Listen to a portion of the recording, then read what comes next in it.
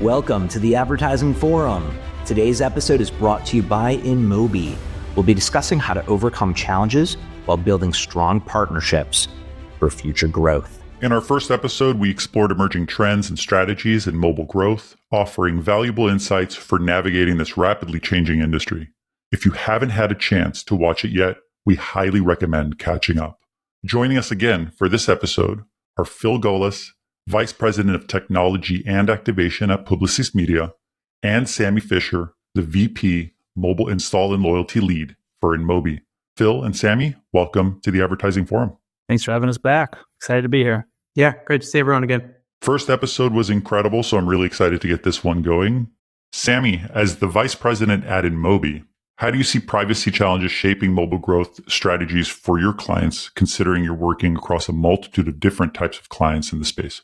Yeah, great question. Privacy in the last probably 2 to 3 years has been evolving at such a rapid pace versus even before that time. So I would say, and especially with Apple, right? So if you call it SCAN, if you call it ATT, their measurement approach that has come in from an app ecosystem perspective over the last few years has completely changed the way brands and partners and players have operated.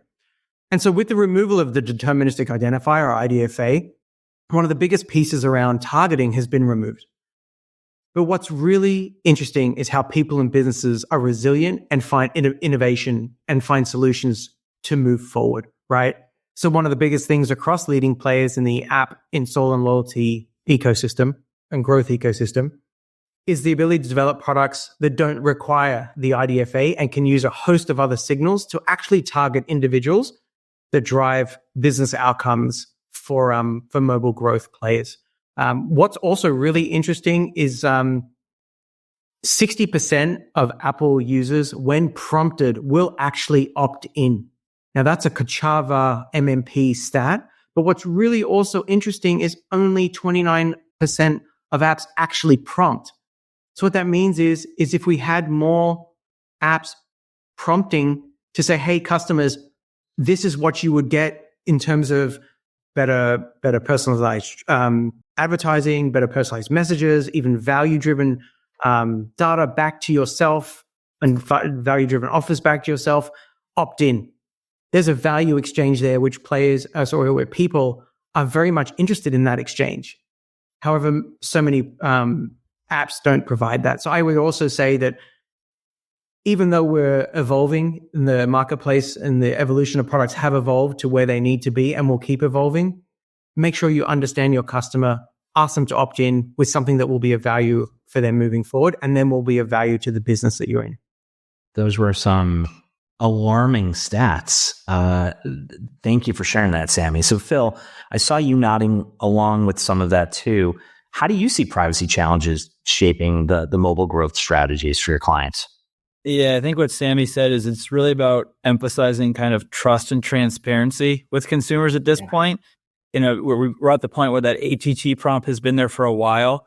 And those numbers you shared, Sammy, those check out, I would say, with a lot of our brands too, of the ones that are opting to do the ATT prompt, where if you're upfront giving that trust and transparency with those consumers, they're more likely to really to opt in and do what they need to do as far as tracking and data privacy and whatnot there. So, and then the other thing too is I think we've gotten over the worst or the first couple waves of the privacy concerns especially with Apple, as they talked about. We know Google and Android will have something, even taking it out of the app ecosystem and you know, the discussion around cookieless future and the desktop and web space as well too. It's like we've already ripped the Band-Aid off of this privacy world, and I think a lot of the players in the space that have navigated privacy well on iOS are still standing and still here and have come up with solutions and strategies to survive and even thrive as Apple has kind of changed the game in the privacy world. But we've done it. We've ripped off the Band-Aid. We're here. We're okay. I love that. Let's rip off the Band-Aid. Thrive and survive, Phil. So with that, Sammy, can you give examples of how leading brands are successfully able to prove the value of their mobile app investments? So great question. And Thank you. many advertisers are so leaned in now because what the app provides, and I'll just give you an example of some of the metrics available to them that they own as their own data, right? So from an app perspective, you can measure revenue, the rewards membership increases, decreases, time spent within the app, the value of the purchase, the amount of products that they've reviewed, the frequency of purchase. All that is 1P brand-owned data for them to understand how successful their app is and their loyalty program is through the app, right? So a host of metrics, and actually depending on how a brand wants to test and learn within their paid media channels, you'll simply see up and down metrics of all those come into play to understand, is this being successful? Is it not? Test and learn, right? So yeah, very, very important metrics for a brand, and they own those. Yeah. And if you're working with an MMP partner, a mobile SDK partner too, like the amount of rich data that you can get out of that is huge, right? And like Sam was saying, it's all this own data. I would argue that even with the privacy roadblocks that we've met the last couple of years, there's still so much to insight that you can get from working with an MMP and having some of those insights there beyond install. Like you said, you can see customer checkouts, you can see bookings for hotels and things of that nature, and kind of follow the consumer journey and see what they're drawn to in there. And you're already getting them to opt in to use that app. They've already made that intentional decision to, I like brand XYZ, I'm downloading their app. So now you're getting to see some of the consumer behaviors in real time. And I think there's no better platform position to do that than mobile. It's the year of mobile. It has been, it will be. Mobile is here, it's staying here, and it's in all of our hands as we speak, as we record, as we watch. With that said, going into 2025, what should brands be thinking about when they're selecting agency and media partners best suited to actually help grow their apps, grow the communities, grow the usage? Yeah, I've had the benefit of seeing this across different brands that we've worked with too, and it's really a synergy of a couple different entities, if you will. So you've got the brand, you've got whatever agency partner that you might be working with. You've got folks like Sam and the InMobi crew, and working with like a mobile MMP partner as well too. All of those parties have to work in sync and kind of be aligned on a strategy, because what we do see sometimes is brands are kind of going at it alone or only thinking about their organic piece of this and haven't involved their agency teams in this kind of strategy before. And really, we've seen it work best when everyone's kind of in lockstep, working as one unit. The brand has given a directive on, this is what we need. And now agencies, partners, MMP partners can kind of action on that, work together to bring that to life for the goals of the advertiser. Thanks, Phil. Sammy, I see you smiling during some of that.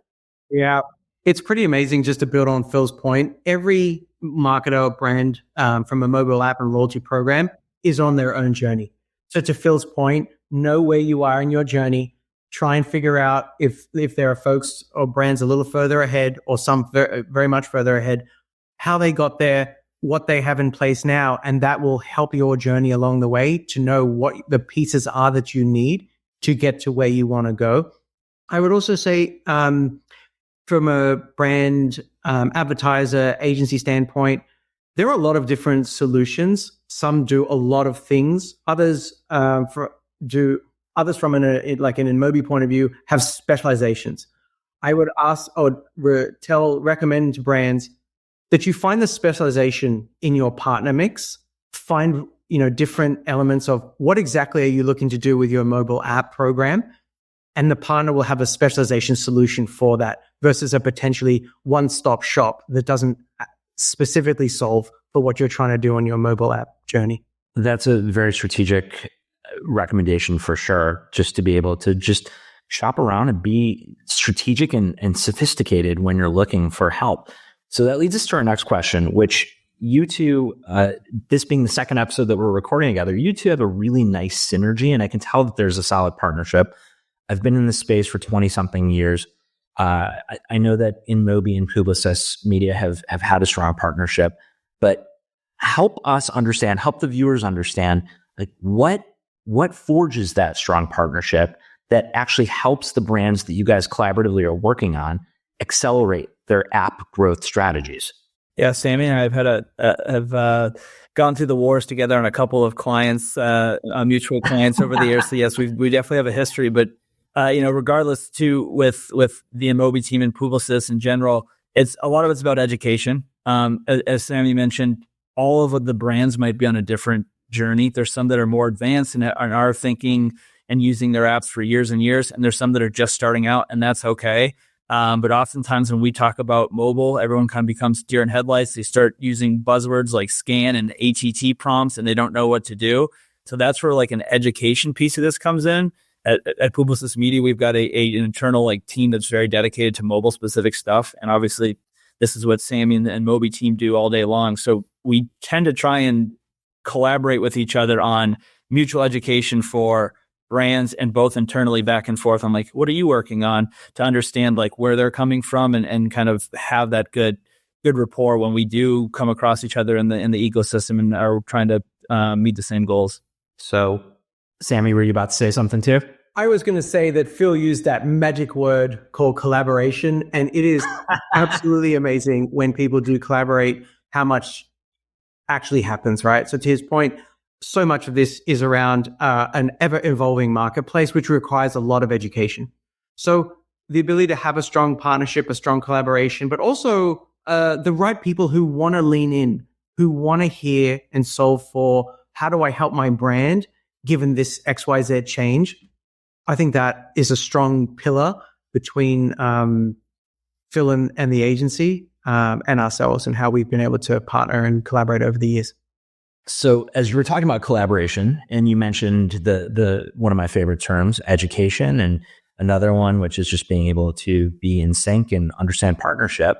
So with those trends and themes, aside from architecture and media, the advertising forum, ad tech god, how can brands stay on top of the latest trends in app growth and loyalty? Give us some of your favorite events, influencers, again, aside from ad tech god, sorry, and what we're building at Architecture Media. What other recommendations do you have? Phil? Yes, of course. Start here. This is where you begin. To keep your journey here as long as possible. Now, there's a lot, and it's grown over the years. I think of MAU in Las Vegas in the springtime as a cool event. There's a whole host of mobile-focused folks there. App Growth Summit has several events all over the place. If I can, shameless plug, Publicis has an internal mobile summit where we invite clients, outside partners, and again, we do a two-day education thing. We'll have that again this year in 2025. So looking forward to announcing that here soon. But yeah, there's plenty of forums and opportunities to do that and look for education. I'll even say a lot of the MMP partners in this space too have great thought leadership and content to get into. They've got blogs. They sometimes have podcasts that you can listen at too, where they've got a lot of good information to share with everyone. Thanks, Phil. Sammy? Yeah. Well, outside of me just calling Phil every Friday night to hear what's going on in the world, and from a media, mobile, and loyalty perspective, one of the things I think which has been amazing across, post-pandemic, when ability to travel has become much more available to us, is just meeting people in person. Between, to Phil's point, MMPs, agency teams, client teams, folks working in the industry. It is amazing how, understanding the conversation amongst all of us and where that fits in terms of what you're doing with one brand or the other, how Publicis is working across all its app clients, right? So that to me it shows, keep getting on out there, people, meet people in person. It's a beautiful thing. And I've taken a lot from learning from different people across the last, 18 months, 2 years. Well, we appreciate you both being our guests and panelists for the past 2 episodes. I hope you both have a wonderful Friday night engaging with one another, having a happy hour discussing the latest advertising, media, marketing, and tech trends on all things mobile. ATG to you, my friend. Thank you. Yeah, thank you guys for being here, and thank you to everyone tuning in for this episode. We've been highly focused on overcoming challenges and building strong partnerships. We can see this in the way you two speak with each other, that you have a very strong bond as partners, and that's great. A big thank you to InMobi for sponsoring this episode. And again, thank you, Phil, and thank you, Sammy, for being here today. You bet. Thanks so much. Thank you both. Bye, everybody.